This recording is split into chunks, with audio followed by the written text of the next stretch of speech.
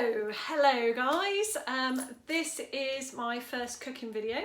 I thought that you might all be struggling like me to get hold of pasta. So we made some pasta on the weekend. Here's some I made earlier. I thought I'd show you how to make some of your own as well. So I'm going to take you through the process. Welcome to my kitchen. Right, so first of all we need to make sure that we do follow those rules we follow at school. Making sure our hair's tied back on the work surface. I'm going to make sure I wash my hands properly as well, especially at the moment. And make sure that I take my rings off so that I don't have any germs or grime underneath there too. Alright, so do make sure you observe these things, especially at the moment. All right.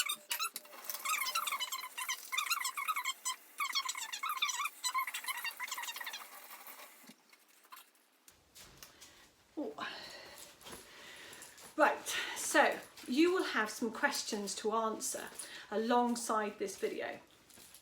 So I've got those questions on the side for me and I will try and answer them as accurately as I can as we go.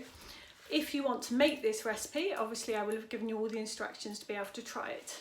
But otherwise, answer the questions. These are all good nutritional answers needed, especially if you're thinking of doing this at GCSE level. So I'm just going to move you a little bit more so you can see my work surface and the ingredients I have available. Dun, dun, dun.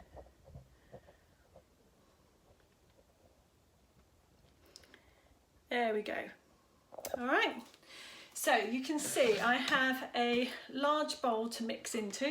The reason I'm mixing into a bowl is just so that the surface doesn't get quite so dirty. Often you'll find videos of how to make pasta do show doing it straight on the work surface, but cleaning flour and egg off your work surface is quite difficult. We need, essentially the recipe I'll give you is 100 grams of flour, but actually you can do more than that, and I appreciate some of you might not have scales available at home. So you can see I've got my scales here. All right, so I've actually measured out 200 grams of flour, so there's more than enough here available.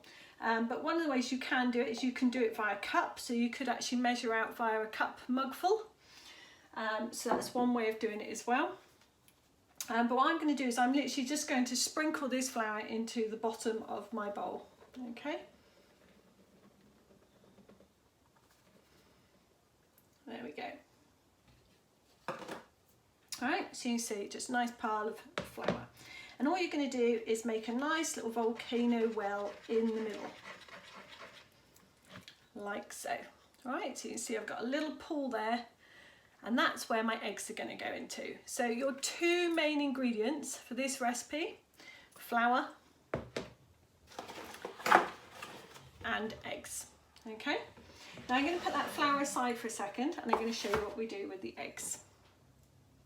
So with the eggs, I've got a bowl available because what I need to do is one egg needs to go in as just the yolk. So all I need is the yolk of the egg, not the whole egg.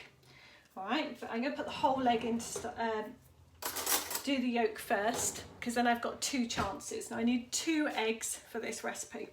All right, now a trick when you're cracking eggs over a bowl, smack it with the side of a spoon or a knife or something sort of blunt edged, but will crack the shell for you. Okay, I do it over my fingers, so my fingers are spread and the egg can fall through my fingers if needs be, but over a bowl so again we don't get any egg on the work surface. All right, so just a nice hard whack, not quite hard enough, just so it cracks right the way through the egg, and then that allows you to separate the shell. Now what I'm going to do is I want to try and separate the yolk from the whites. So to do that, I want to try and catch the yolk. So I don't know how well you can see this, but I'm just catching the yolk into one side of my eggshell. So you can see there, I've got that lovely yellow bit of yolk in that half of the eggshell. And then you can use it, because the eggshell will cut through the whites, you can just try and pour out to get rid of that, or you can pour it into the other half and try and lose the extra whites while you're at it. Okay, now if that hadn't gone so smoothly for my first one, I would have had my second egg as a backup, but I've got this one egg and that yolk went perfectly well, so I can place that egg yolk into the center of my flour. And the next one is just a straightforward crack of the egg and pop it in. So that makes life a little bit easier. Okay, so I make sure I've got ready, and then I'm able just to break that egg straight into my flour, whites and all. Okay. Now the aim of this recipe is to break it up. Now I've got egg all over my hands, so I'm just going to make sure I wipe that off so I don't get that all over the work surface and everything else.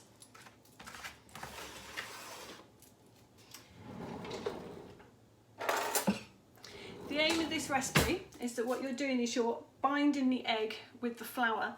It's a gradual process, so what you want to do is start in the eggs at the centre, and you're working out from the centre of the flour, and hopefully some of my egg yolk has gone to the edge of the flour, but actually what I want to do is I'm just trying to bind it by turning it as it comes in towards the centre and makes the dough itself. Now I've got a little bit of egg yolk that's actually escaped my well in the middle, so I'm just going to bring that over into the centre very gently with my fork, so don't bring too much flour in, and I just keep going. And you keep stirring it until it becomes almost a stiff dough. So the fork gets stuck in it is the advice that it generally says. Alright? And you never bring your fork around the outside flour, so you can see I'm always working from the centre out to mix that flour together. Alright? So you don't want to take the flour from the outside edge, you can actually take that away afterwards. Okay, so you can see now my fork is starting to get stuck into the dough. So what I'm going to do, alright, so I don't know if you can see how well you can see that, hopefully you can see it quite well. You can see that my fork's got stuck in the dough. It's still quite sticky, but it's sort of covered in flour and has almost a dough-like consistency. Okay, so what I'm going to do is I'm going to pour away the excess flour and keep my dough separate. Okay, so I can just move that to the side with the fork. Oops. There's my dough. Actually, what I might do is I'll take my dough out first. Let's put my dough into there first of all.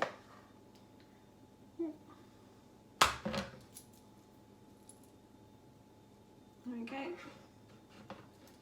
There's a little bit more dough there as well. Okay, so far that's my dough ready to go. Now I want to sprinkle, there's a bit more dough there. I'm going to sprinkle some of the leftover flour onto the work surface so that I'm ready for kneading.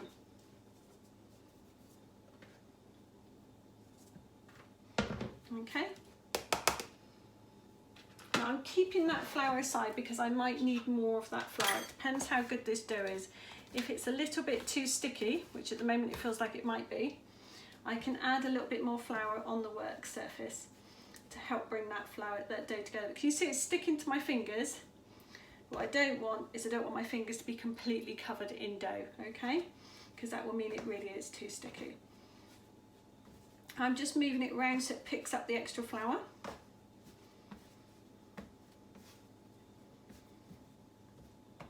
Alright, but I can feel it still sticking to my hands, so I'm just going to grab a little bit more flour and add that to the dough. And you can see now it's starting to stick to the work surface as well, because I'm a bit more confident in the way that I'm kneading it. Alright, so if it's sticking like this, you need a little bit more flour probably to it. I'm reasonably happy with that. It's sticking a little bit, but it is picking up the flour off the work surface. Like I said, just imagine if this was egg and flour on the work surface, all on its own, without being a dough beforehand. That would be a real mess to clean up. Alright, I did clean down all my work surfaces before starting. So this is all nice and good. Now, when you're kneading, you'll notice that I'm not doing it with my fingers. I'm doing it with the flat of my hand, and I'm rolling the dough with the flat of my hand and through to my wrist. Now you can see it is actually really still sticking to my hand, so I'm going to add just a little bit more flour over top of that, and you can see I'm being reasonably generous with that small amount of flour. Now if you want to make a lot more dough than this. You can increase your amount of eggs. It's best to go 2 eggs and 1 egg yolk to start off with. And then once you get to 3 eggs, 2 egg yolks, and so on and so on. And you can start the same process as I did at the beginning. You just need a bigger well to make sure that those eggs all go into that well as you mix it up. Okay, so 2 main ingredients are eggs and flour. So we know that eggs are filled with protein, so that makes them a really good nutritional ingredient for us. And we know that flour is filled with carbohydrates, and that's also really good for us. But they're good for us for particular reasons. Protein helps with our muscles and our repair. And at the moment, protein is really good for us because obviously we do have this cold going round, and we want to make sure that our bodies are able to build and repair with that. So good protein will make sure that we're strong enough and builds our immune system. However, carbohydrates provide us with lots of energy. Now we are at the moment having to make sure that we use up a lot of energy to make sure we burn off carbohydrates, and this is where pasta can be considered not so good as an ingredient on a regular basis, because it is quite high in flour, as you've seen, and it can end up having large fat quantities to it as well. So you'll find that that's something to be conscious of in our diet. And obviously extra fat can lead to obesity, and we need to consider those things in our ingredients and the recipes that we make. The advantage with this is because it's fresh pasta. I haven't added any extra salt to this. You can add a little bit extra salt to it if you want to. Most people will cook flour with extra salt in it, extra salt in the water when they're boiling it. So that's why I haven't added any extra. And you can add extra oil to it as well. Okay, so now you can see, if you look at my dough, you can see it's quite stretchy. So I've got a stretchy consistency to it. It's still a little bit sticky, so I'm still going to add a little bit more flour to it. And I'm going to knead it for a little bit longer on the work surface.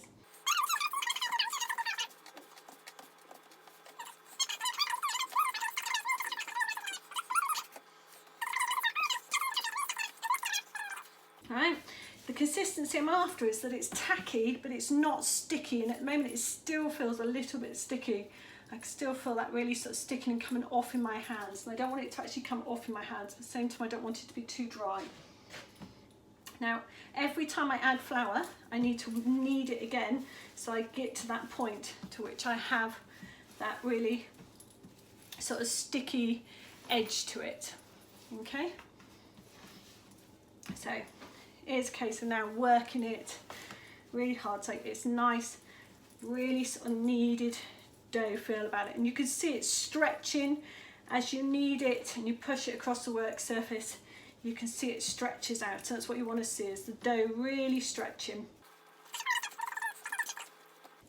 And again, you can see now it's sticking to me, but it's not sticking and coming off in my hands. So although I still have little bits of sticky dough in my hands, it's not sticking to my hands, and pieces aren't coming off into my hands. So that's one of the key ways to tell the consistency. And again, you can see that stretchiness in the dough. It also doesn't look covered in flour either. Okay, so although I covered it with lots of flour within that process, it doesn't look covered. Is wrap this in cling film, or wrap it in a plastic bag and pop it in the fridge so it can harden up. And it does need to be in there for about 20 minutes before we work with it.